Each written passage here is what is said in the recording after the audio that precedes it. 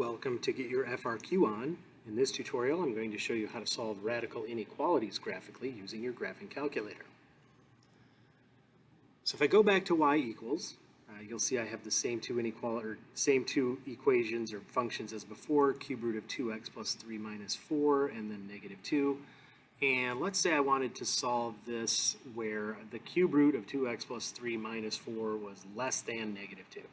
All right, so our question is, when is it going to be less than negative 2? All right, so if I go to my graph, you'll notice that there are portions of the cube root function that are less than negative 2. They do fall underneath it on the graph, and then there are other portions which are above it. Now, in order to solve this, I do need to know where those two functions cross. So I'm going to have to go back to second calc, find that point of intersection.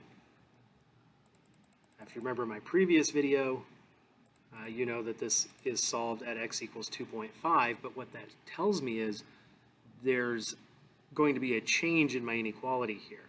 Notice that the cube root function is lower than the line y equals negative 2 to the left of this.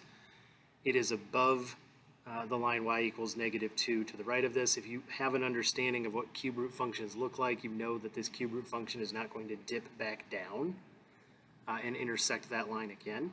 So if I need to know when the cube root function is less than negative 2, I know that that will be for all values of x from negative infinity all the way to negative 2 or to positive 2.5, exclusive if we do not allow equality with negative 2, inclusive if we do. But that's how you can use your graphing calculator to solve radical inequalities.